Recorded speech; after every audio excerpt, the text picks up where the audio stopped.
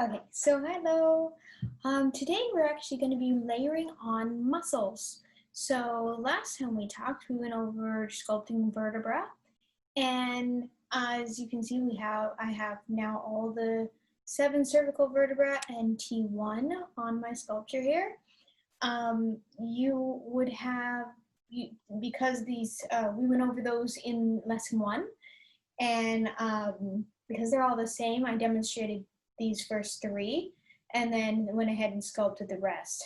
If you don't get T1 on, you can just sort of slap T1 on there and put this little guy on top. You can make it the same similar shape as the rest of them. They do shorten a little bit as the neck comes down and curves. But anyhow, as long as you're in the ballpark of accuracy, that's fine. We just want to make sure that we have 7 cervical vertebrae on the neck. So what we're going to do today is add our first muscles. These are the deep muscles, so postural muscles, muscles that hold the skeleton in place and help it move and articulate. These muscles are extremely important to understand because they really keep the skeleton in alignment. They assist in movement, and so it's just really important to study them. So I'm really excited to be doing that with you today. So make sure you grab your clay, and we're going to start with the first deep muscles, and it looks sort of like a rope. So I will demonstrate that here for you in just a moment.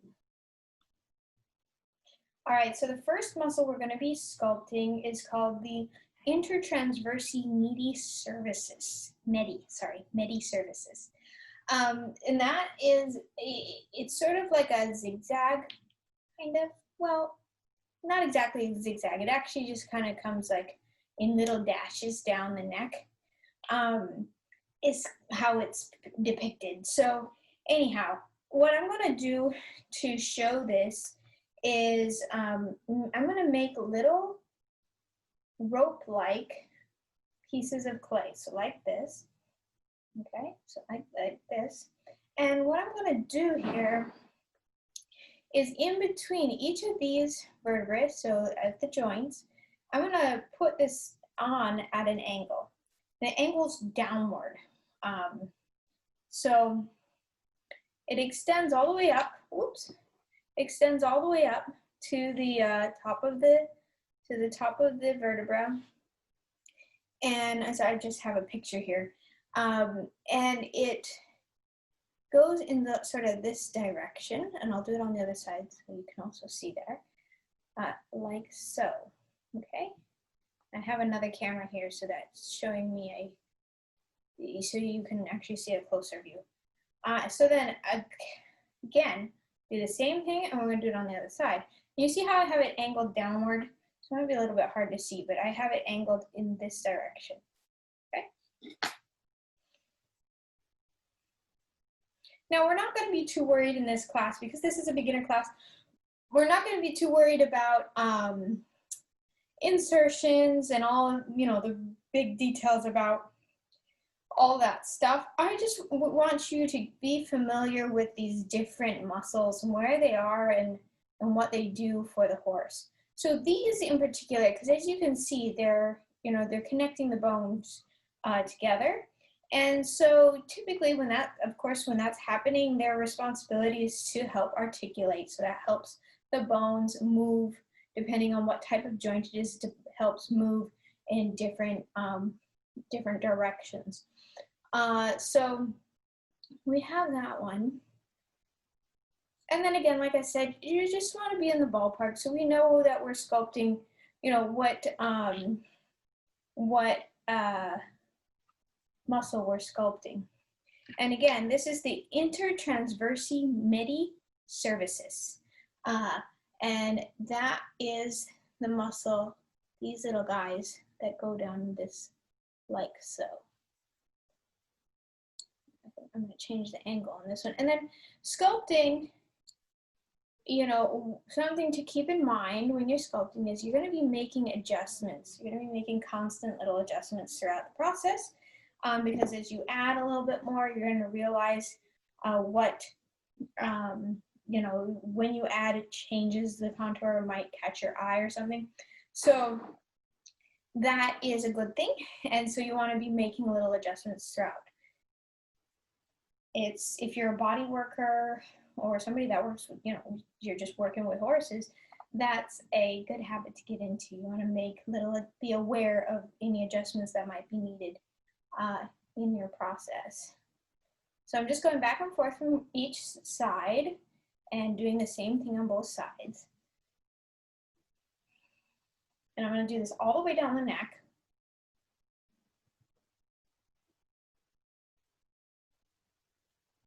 Now I know because we're using the same colored clay, it might be a little bit hard to see, which is why I have that second camera so you can see up close what I'm doing.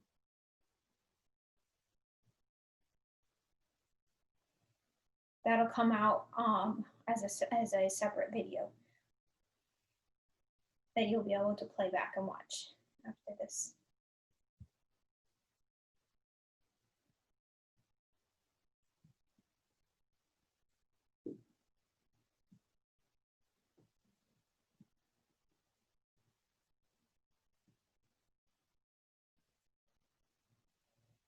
So, like I said, at the beginning of this lesson, the deep muscles are extremely important because, and I think they're actually overlooked a lot of the time in training when we're considering training our horses. We think a lot about the muscles that we can see, right?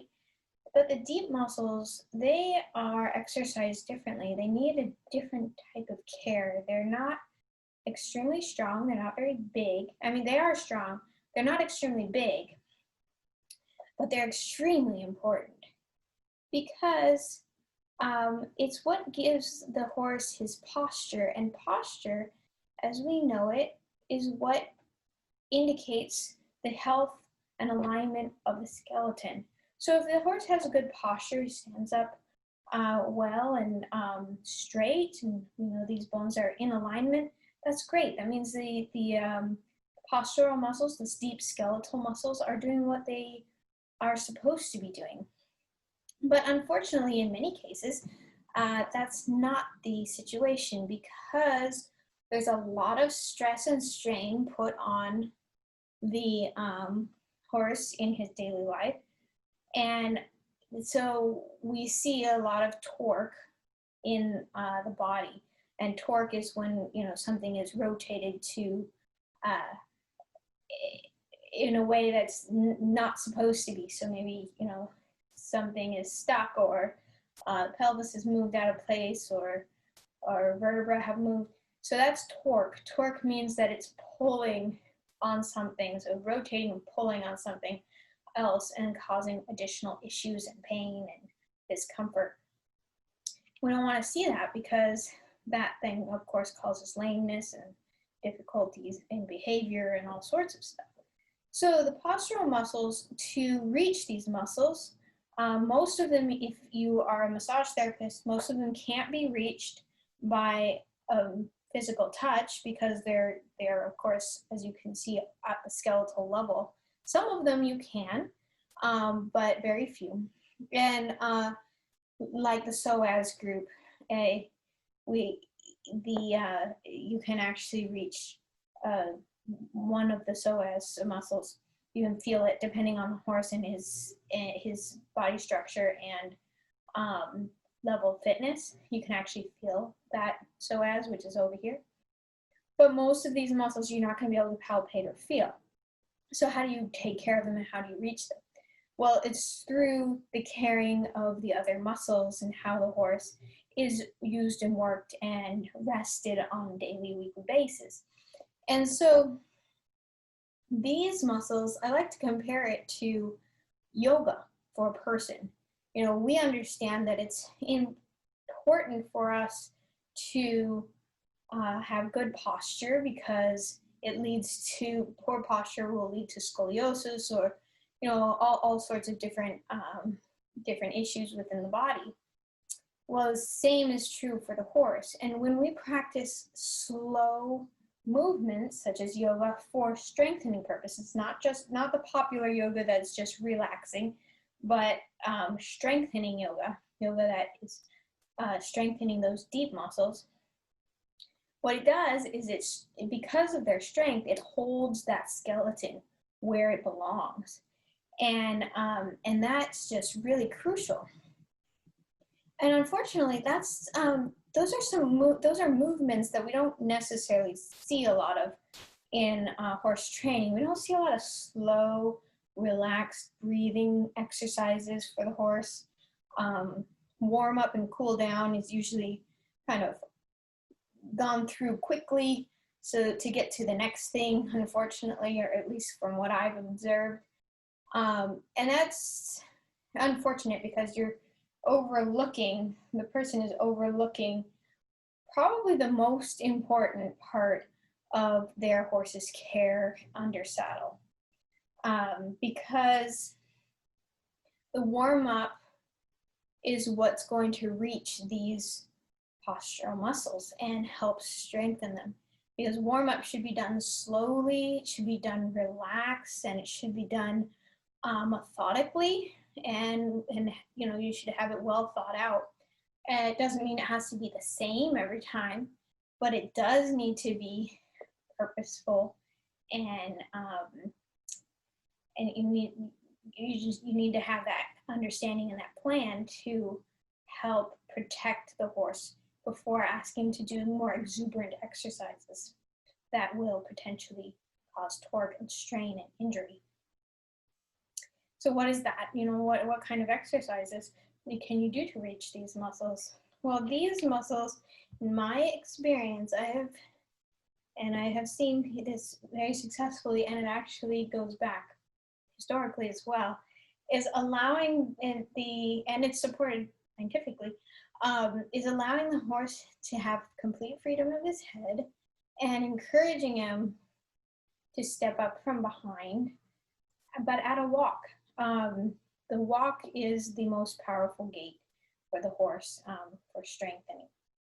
And so you encourage that head down to a comfortable place that works for the horse. You're not forcing him down. And that level is going to be different depending on the horse's level of fitness. And then encouraging a nice deep step under the body that gives support to this large core. And what that's doing is it's opening all these bones up and giving space and room between the vertebra and actually everywhere to allow the fluid to flow through the body, which is really crucial for replenishing and repairing muscle and bone. And now, of course, repairing, what I mean by repairing, it doesn't necessarily mean that something's injured, but when we exercise, muscle has to actually be replenished, renewed, and repaired, because it does happen that there are micro tears, which helps strengthen, but they are micro, they're very small. And we don't want more than that when we're exercising, we want just the right amount. So that slow replenishing, breathing, exercising warm-up really helps protect the horse, protect the skeleton, and strengthen these deep muscles. So now we have those muscles put on there. And something I did want to point out actually is that you're not layering on big thick ropes of clay. You're layering on thin pieces, and just to indicate what's going on in that part of the neck.